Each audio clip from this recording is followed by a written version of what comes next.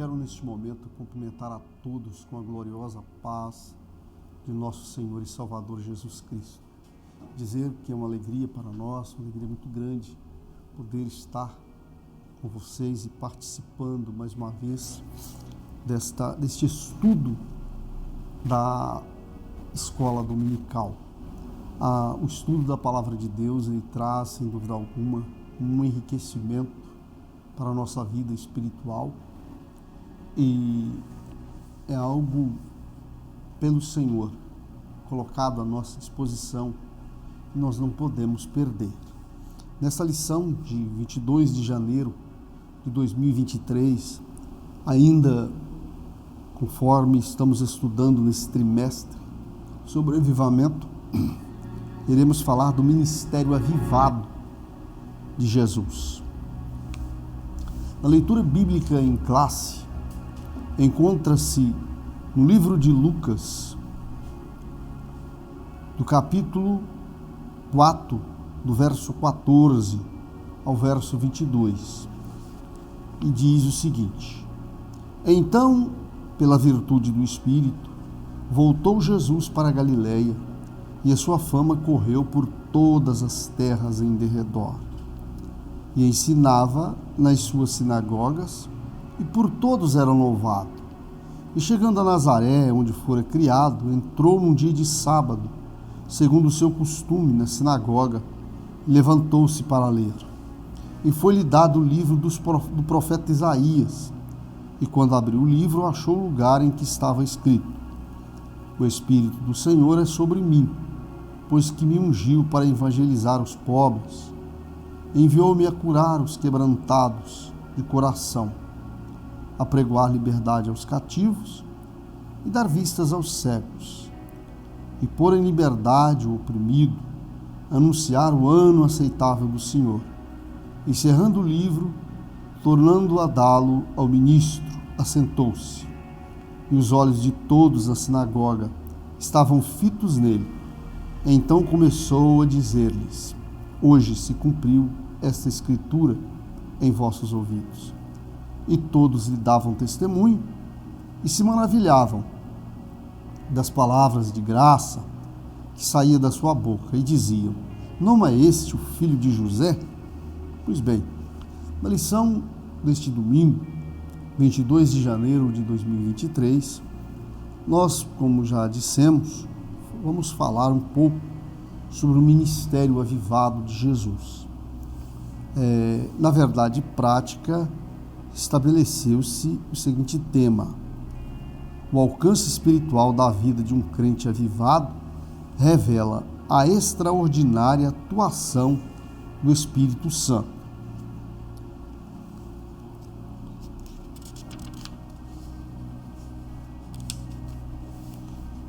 Quero ler a introdução dessa lição. Jesus iniciou seu ministério na Galileia, provocando grande repercussão diante do povo, pois a sua fama correu por todas as terras em derredor. Isso aconteceu porque, pela virtude do Espírito Santo, Jesus voltou para a Galileia. Nesta lição veremos o impacto do ministério do Senhor sobre o povo.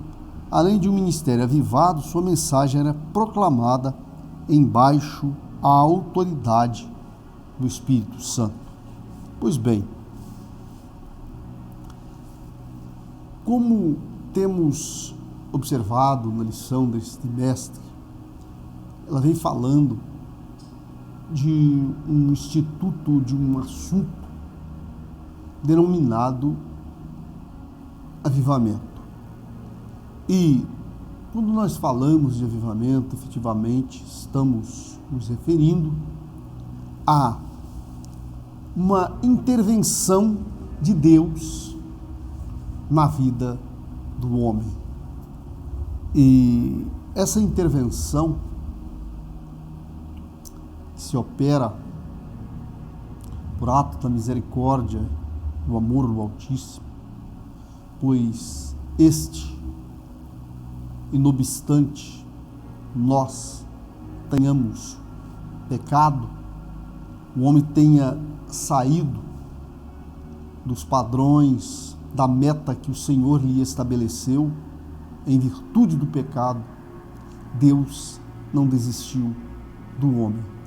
E o Senhor, por seu amor, o que o Senhor fez? Como a própria Sagradas Escrituras narra-nos, o Senhor, Ele criou um meio de restaurar a vida do ser humano. Então Deus criou o quê? Projeto. Deus criou a salvação. E esse é interessante, o que eu quero destacar, que esse projeto, essa salvação, esse recurso que permite o resgate, permite o restabelecimento da comunhão, da paz com Deus, ele não se implementa apenas por parte do Senhor. Deus, na sua característica, numa forma que Deus tem e é, por exemplo, humilde, ele permite ele quer salvar o homem. Deus quer operar a vida, mas ele não faz de uma forma compulsória. Deus não faz isso de uma forma compulsória. O homem precisa participar, porque Deus respeita a expressão volitiva de cada um. Ou seja, Deus não obriga ninguém a ir para a direita, à esquerda, seguir à frente ou retornar. Deus deixa que a pessoa fique nessa liberdade de escolher acerca do seu futuro, melhor dizendo, que a partir do momento que houve o pecado, estabeleceu-se um futuro negro, um futuro hostil. E o homem fica na liberdade de decidir sobre esse futuro. E quando falamos de avivamento, estamos falando nessa oportunidade de receber a bênção de Deus. Vejam bem, nos tópicos desta lição, nós vemos Jesus e a pessoa do Espírito Santo. O Espírito Santo na vida de Jesus. Aqui o autor ele toma como ponto 3 pontos importantes, 3 fatos registrados na vida de Jesus para mostrar a atuação do Espírito Santo na vida dele. É óbvio que não é apenas esses 3 pontos, mas aqui de uma forma didática para demonstrar a ação de Deus na vida de Cristo. Por exemplo, no seu nascimento. Ora, introduzimos a nossa palestra hoje, nesse tema, falando da oportunidade dada por Deus. As Escrituras dizem que Jesus é o Cordeiro, que havia sido morto antes da fundação do mundo. Portanto, o projeto de salvação de Deus é antes da própria criação do próprio ser humano, porque diz antes da fundação do mundo. Agora vejam bem, isso estava em segredo com Deus. O anjo mensageiro de Deus, naquela época, quando chegou o tempo do cumprimento da promessa, porque Deus age no seu tempo, mas as Escrituras dizem que há tempo para tudo, há tempo para nascer, há tempo para morrer, há tempo de plantar e colher o que se plantou, há tempo para tudo na face da terra, mas Deus age também dentro do tempo. Existe o tempo de Deus. Às vezes, não compreendemos muito isso aí, Mas Deus tem o seu tempo de agir. E, conforme ele havia traçado no seu projeto sacrossanto, naqueles dias, estava lá essa virgem, essa mulher, e de repente o mensageiro do Senhor aparece para ela e a cumprimenta: salve, agraciada, bendita és tu entre as mulheres, e bendito é o fruto do vosso ventre. Então, quando ela ouve essa saudação, ela fica pasmada e ao mesmo tempo surpresa, sem entender o que efetivamente estava acontecendo. Porque ele fala que ela daria à luz, por exemplo. Quando fala bendito o fruto do vosso ventre, quer dizer, em outras palavras, ele estava dizendo que ela daria à luz. E ela vai perguntar: mas como? Essa é a pergunta, né, que ela faz. Como? Se ela era uma mulher que ainda não tinha marido, ela era desposada com um homem chamado José. Mas isso não implicava que eles tivessem um relacionamento conjugal ainda. E assim ela não poderia ter filhos. Mas então aquele mensageiro volta: descerá sobre ti o Espírito Santo. Olha só a palavra: descerá sobre ti o Espírito Santo, né? E te cobrirá com a sua sombra, pelo que o santo que de ti há de nascer será chamado Filho de Deus. Então veja bem, primeiro, para a compreensão dessa passagem, dessa abordagem, queremos deixar uma pequena observação.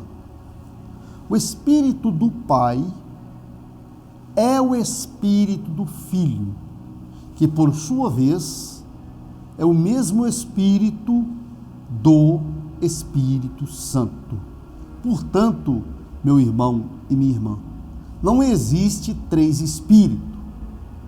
O Espírito do Pai é o Espírito do Filho, que é, por sua vez, o Espírito do Espírito Santo. Ou seja, aqui estamos falando que o Espírito de Deus, o anjo mensageiro, dizia para Maria que o Espírito de Deus desceria sobre ela, ele cobriria com a sua sombra, pelo que o santo que dela ia nascer chamar-se-ia Filho de Deus, porque ele veio, isso aqui é um mistério da salvação.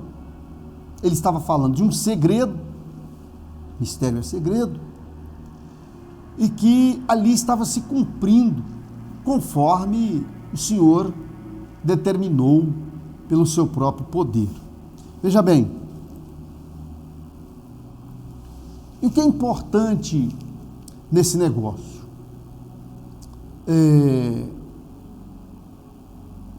Deus noticia que no ventre da Virgem ele encarnaria. Isso aqui é a notícia da encarnação. Ele encarnaria no ventre da Virgem. Quem que encarnaria no ventre da Virgem? O Deus Todo-Poderoso, Criador dos céus e da terra. Aquele que tirou Israel do Egito. Aquele que, como está escrito na palavra de Deus, o Senhor já me possuía nas suas obras mais antigas. Quando ele fundava os céus e criava a terra, ali estava eu, me folgando perante o Senhor, eu era o seu arquiteto. Então, olha só, esse Deus, ele vem e faz para si mesmo um corpo. Ao entrar no mundo, como está escrito, entrando no mundo, corpo me fizeste. Então ele faz um corpo para si, para que através desse corpo ele possa salvar a humanidade perdida. E é interessante, aqui já entra uma característica muito interessante que nós estamos falando, quando ele faz um corpo semelhante ao nosso, para se tornar tão vulnerável como nós. Assim ele é sujeito. Ele era, naquele corpo, 100% Deus e 100% homem. Quando ele é 100% homem, estava ali exposto às mesmas paixões que nós. Sujeito a sentir dor, se cansar, sujeito a sentir tudo que o homem está exposto, correto? Então, nessa parte, na noticiação, no anúncio do anjo para a Virgem, nós vemos, através do Espírito de Deus, esse avivamento. Há uma outra situação na vida de Jesus que o autor da revista fez questão de destacar, diz respeito ao seu batismo, vamos dizer assim. Jesus, ele, se nós olharmos nos evangelhos, nós não vamos ver muito acerca da sua infância, da sua juventude. É uma parte que as escrituras se silenciou. Das pouquíssimas vezes que há relatos dele, nós vamos ver numa ocasião em que seus pais estavam com ele numa festa, nenhuma das festas de Jerusalém, e de repente, no meio da multidão, daqui a pouco eles procuram pela criança e ela desapareceu. Acredito que eles tiveram naquele momento um grande desespero, aflição, porque imagina numa festa onde tinha multidões de gente em Jerusalém, de toda parte do mundo, e a criança desaparece, sem saber o que teria acontecido. E daqui a pouco procura aqui, pergunta um e pergunta outro. Eles acabam encontrando-o no templo, entre os doutores da lei, e ali falava com eles com maestria acerca das coisas relacionadas ao reino de Deus e a sua lei. Então, olha bem, então a gente não vê muito falar de Jesus na época quando ele era criança, quando ele era jovem, etc, etc. O Senhor, quando ele começa a aparecer publicamente, ele era de quase 30 anos. Talvez faltasse aí alguns dias, menos de meses, para ele completar os 30 anos. Por quê? De acordo com Deuteronômio, seu capítulo 4, verso 3, a lei do Senhor estabeleceu que o sacerdote, o seu ministério compreendia dos 30 aos 50 anos, de tal maneira que o sacerdote não podia ter mais de 50 e nem ter menos de 20. Portanto, Jesus ele começa o seu ministério quando ele está completando os 30 anos. E exatamente nessa época que ele vai encontra com João Batista, que, como aquele anunciado que haveria de preparar o caminho do Senhor, estava às margens do Jordão, estava no Jordão batizando as pessoas e convidando os pecadores ao arrependimento. O Senhor se dirige a João para ser batizado também, da mesma forma como os judeus que acreditavam na ministração do profeta e se submetiam ao batismo nas águas. Jesus, da mesma forma, ele se submete ao batismo nas águas. Quando ele sai das águas, ele contempla e vê os céus abertos. Os céus abertos e o Espírito de Deus, mais uma vez, o Espírito de Deus que desceu sobre a vida de Maria e a cobriu com a sua sombra e fez com que no seu ventre fosse gerado um filho de uma forma miraculosa, sem ela ter contato com o homem.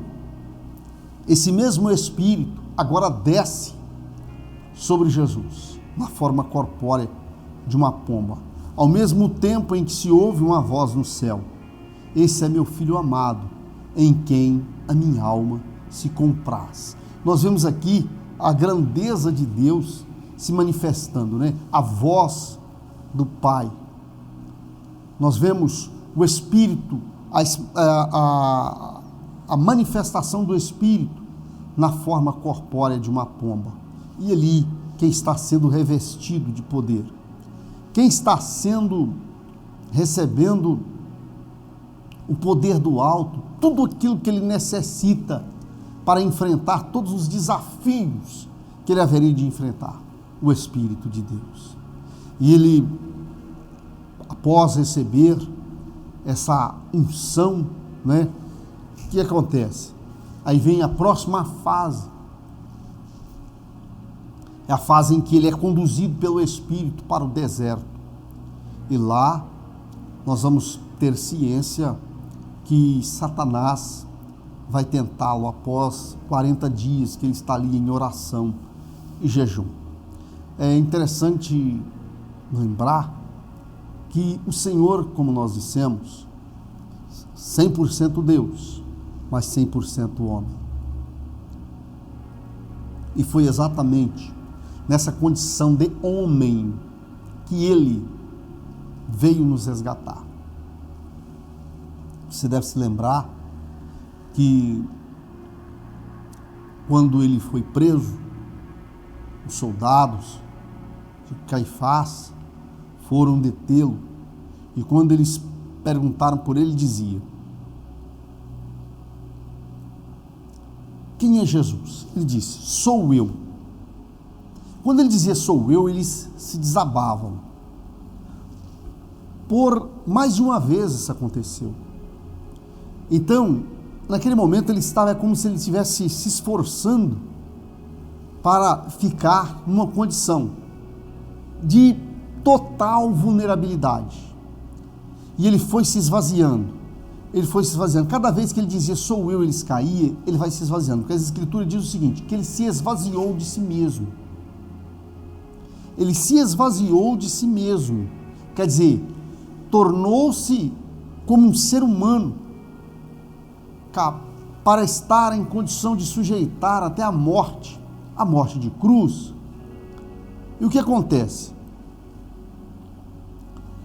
Este ser humano, sujeito às mesmas paixões que nós, está lá no deserto, 40 dias em jejum e oração, se consagrando, se preparando.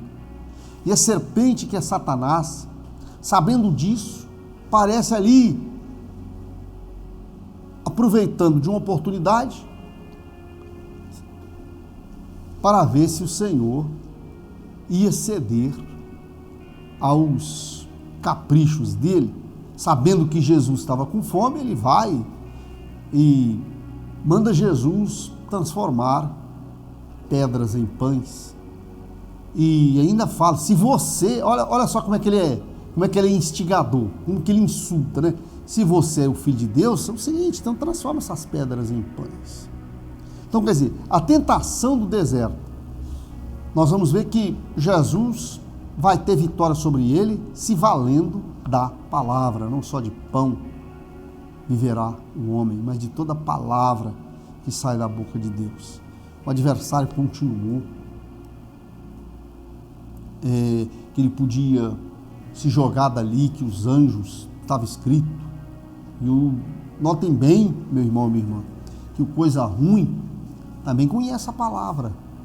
Olha, se referindo ao Salmo 91, ele se joga daqui, seus anjos se sustentarão com as suas mãos para que não caia sobre as pedras. Ele estava naquele instante no pináculo do templo. O Senhor diz para ele, também está escrito, não tentarás ao Senhor teu Deus. Aí depois ele vai e oferece o mundo, a glória do mundo, para que o Senhor o adorasse. E o Senhor mais uma vez o repreendeu e disse, vai-te Satanás, porque está escrito, somente a Deus adorarás e a Ele servirás. Nesses 3 pontos, nós vemos a virtude de Deus, a unção de Deus, o avivamento, para que a vitória fosse completa. Porque imagine se o Senhor tivesse cedido às tentações do adversário. Mas esse Jesus que vai ser fiel até o fim, é através dele que vem a nossa vitória, não é mesmo? A nossa esperança. Então nós vamos ver também o Espírito Santo no ministério de Jesus. Com 30 anos, ele começa o seu ministério, e aí nós vamos ver o quê? Aonde ele passa, ele deixa um rastro de bênção, vitória, e que na verdade, quando eu estava meditando nessa lição, nós vemos que as curas, os milagres que ele fez, era exatamente para deixar claro que se ele dava o mínimo, o máximo também era garantido. Ou seja, o mínimo que o Senhor fazia era curar os cegos, os mudos, libertar os endemoniados, os paralíticos, os leprosos,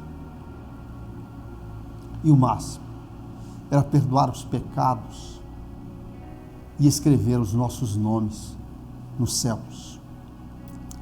Deus quer nos abençoar, mas a vontade, ou seja, o projeto de Deus principal não está voltado para bênçãos que terminam na sepultura. Deus quer dar algo que dure para a eternidade. E nós vemos aqui, em todas as obras que ele fazia, era a atuação do Espírito Santo. Era, sem dúvida alguma, a ação de Deus na vida do Messias. No segundo ponto, nós vamos o quê? Jesus e a oração em seu ministério. Quer dizer, quantas as vezes ele estava de joelho? Imagine vocês, nós só aqui vemos um segredo, né? Quer dizer, sendo ele Deus, 100% Deus, poderíamos dizer que ele não precisasse de orar, ele é Deus, mas ele estava ali dando um exemplo. E quantas vezes os seus discípulos, deixavam os seus discípulos, em certa ocasião, despediu os seus discípulos ao outro lado do mar, e ele foi para onde? Foi para um monte. Quantas e quantas vezes ele passou a noite no monte falando com o Pai. E quando nós falamos de avivamento, de projeto de Deus, de salvação, de oração, tem uma coisa que chama atenção, quando ele ensina os seus discípulos a orar. Eles tiveram dúvida e vem perguntá-lo como eles faziam para orar, se quiserem fazer assim: Pai nosso que estais nos céus, santificado seja o vosso nome.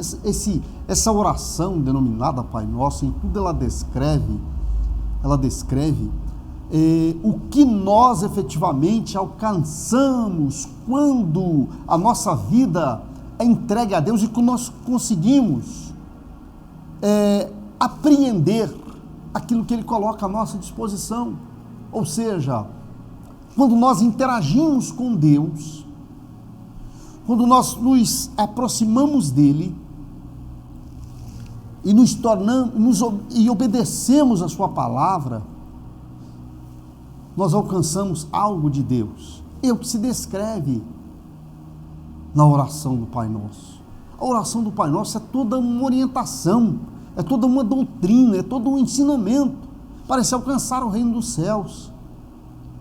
Venha a nós o teu reino, que seja feita a sua vontade, assim na terra como é nos céus. Olha só, perdoa as nossas dívidas como nós perdoamos a quem tem nos ofendido. Quanta riqueza de detalhes relacionada à salvação está nesta oração. Uma vida de oração Jesus teve uma vida de oração. E orar é, sem dúvida alguma, uma forma de nos prepararmos, de recebermos força. Através da oração se recebe força, se recebe poder. E vou dizer uma coisa com vocês: se tem uma coisa que o adversário das nossas almas não quer, é que você ore. As pessoas sentem desmotivadas a orar, mas essa desmotivação vem do adversário, porque ele não quer que você tenha experiência com Deus. Ele não quer que você tenha uma vida de vitória, que você triunfe. Faz uma experiência a partir de hoje. Começa a falar com Deus através da oração. Aprenda com Jesus e você será uma bênção. No terceiro tópico dessa lição, nós vamos ver o seguinte: uma vida na unção do Espírito. Porque falamos da unção na vida de Jesus, e aqui nós vamos falar da unção na vida daqueles que já são frutos, já são uma decorrência da bênção de Deus em Cristo Jesus. Nós vamos o quê? Unção na vida do obreiro. Normalmente, todo obreiro ele já tem, a unção vai operar na vida dele como uma característica na liderança, né, administrativa. Alguns destacam-se na música, no ensino da palavra. Só que nós vamos ver que aqui existe nesse ponto eu quero destacar, o ser humano ele tem uma memória curta. Então ele tem uma tendência a perder a sua posição original. Deus coloca o homem, isso a partir do primeiro encontro. O primeiro encontro do homem com Deus, ele já chega no ponto certo. Tudo aquilo que ele vê, ele sente, que ele passa a viver a partir dali, ele não pode ceder a esse momento, a esse encontro com Deus. Ele não pode interagir com qualquer coisa que tende a afastá-lo dessa posição. Mas, infelizmente, é o que acontece. Com o passar do tempo, o produto da interação do dia a dia acabam por fazer com que as pessoas eles venham se afastar do original. Inclusive, quando o Senhor se dirige a um anjo da igreja, das igrejas da Ásia, ele diz: tem uma coisa contra ti, que afastaste do primeiro amor. Quer dizer, ali estava o Senhor, em outras palavras, pedindo para que aquele anjo, aquele líder, voltasse ao primeiro amor. Mas nós, os seres humanos, temos essa tendência de remover, se afastar, como diz as Escrituras, lá no livro de Provérbios.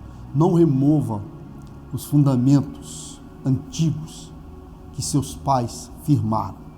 Quer dizer, está se referindo a essa necessidade de permanecer. Por isso a palavra diz para meditar na palavra dia e noite.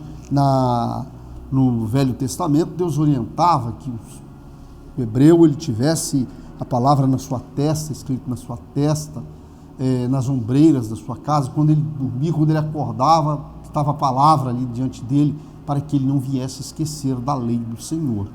Então veja bem, eu falo aqui da unção na vida de obreiros, a unção no ensino, a unção na música, a unção na administração, mas há uma, quando nós falamos dessa interação negativa, que é essa capacidade de se afastar do ponto estabelecido por Deus, estamos falando daquilo que vai caindo na mesmice, que vai caindo na monotonia e parece que vai perdendo a graça. E na verdade o obreiro ungido, ele sabe que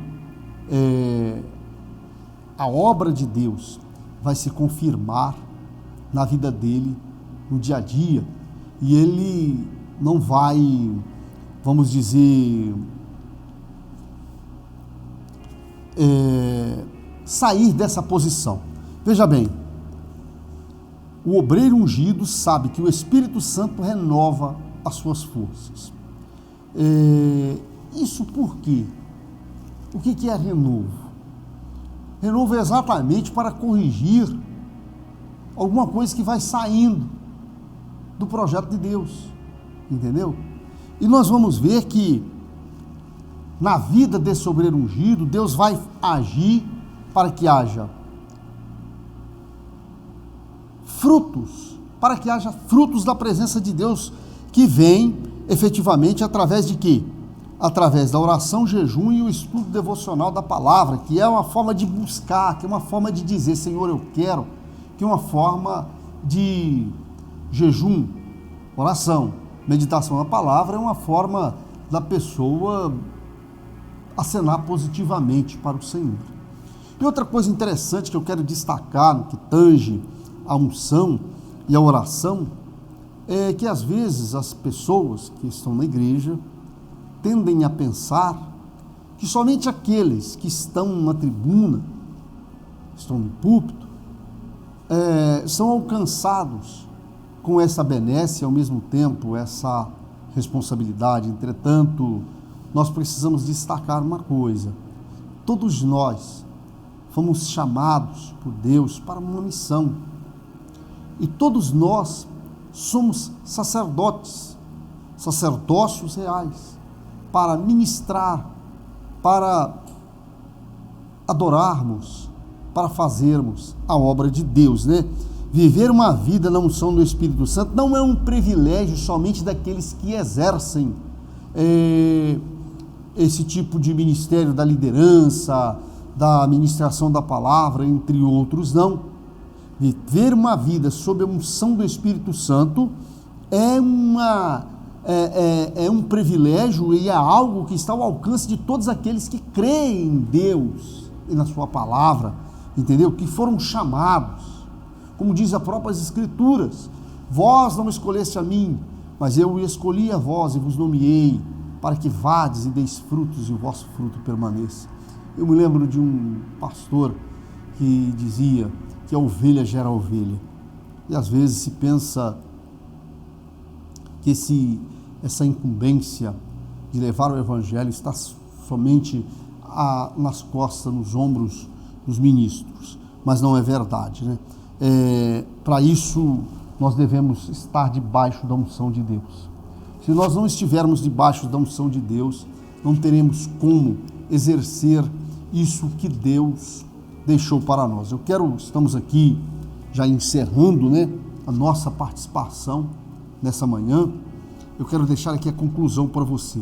Nessa lição vimos que o Senhor Jesus teve um ministério avivado, porque foi ungido pelo Espírito Santo.